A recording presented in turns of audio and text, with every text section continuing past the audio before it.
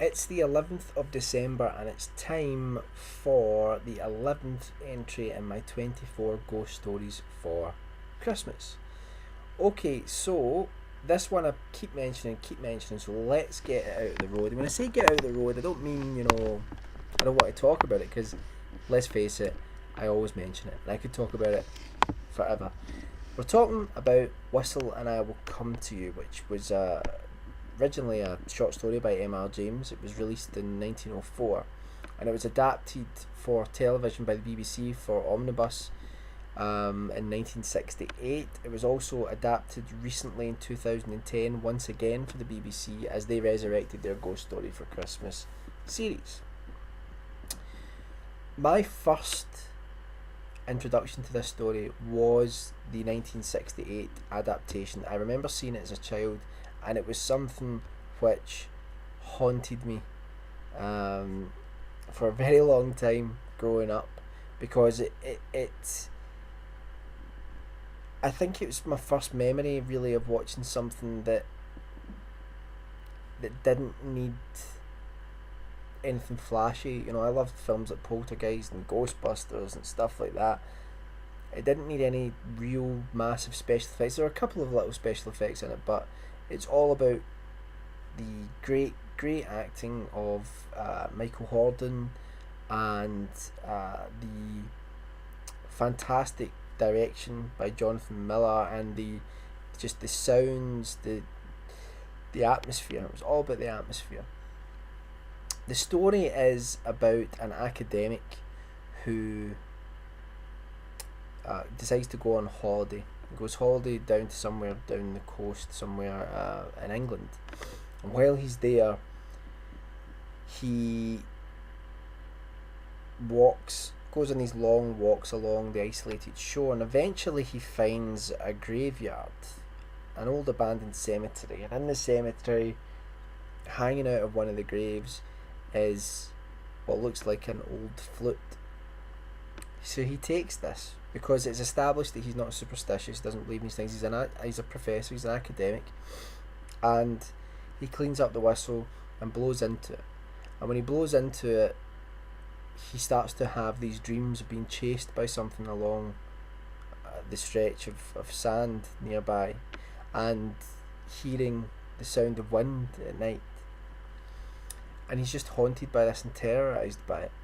And this leads up to this wonderful crescendo reveal in the end of what it actually is. What I love about the story is, once again, it's about skepticism versus belief, and how you need to be careful. If you're too skeptical, you may walk into something that you didn't respect, that you didn't you didn't fear.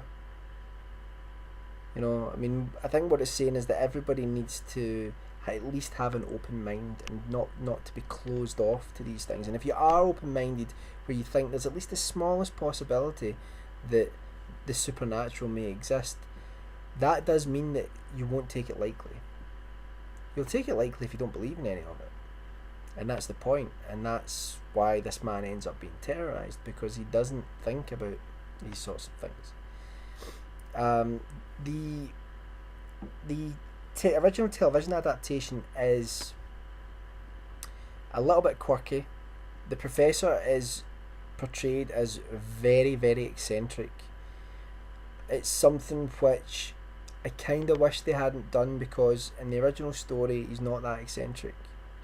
Just a normal guy. He's a professor. But I think the story is stronger than the original television adaptation. But the adaptation is still just brilliant. It's wonderful, wonderful.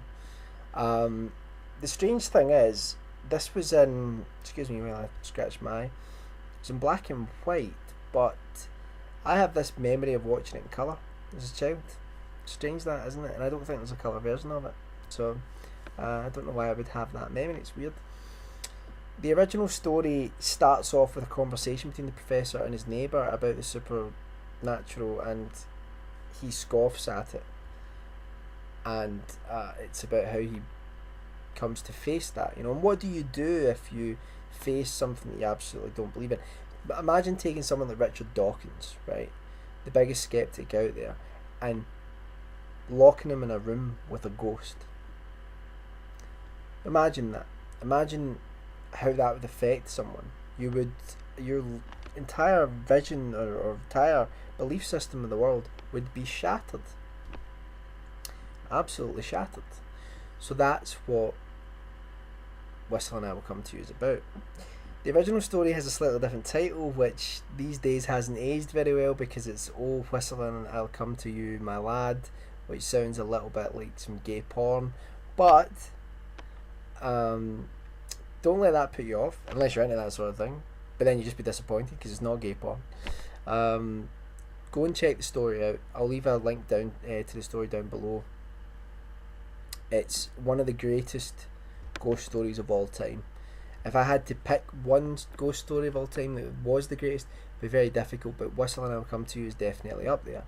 Now in 2010 they did another adaptation which garnered much criticism because it veered so far off from the original story. But I actually really liked it. I thought it was really good, and I thought again the conclusion, which was completely different, was very frightening. That stars John Hurt. I'm hoping that they'll repeat it this Christmas at some point. It'll be on iPlayer again, so maybe you guys can watch it.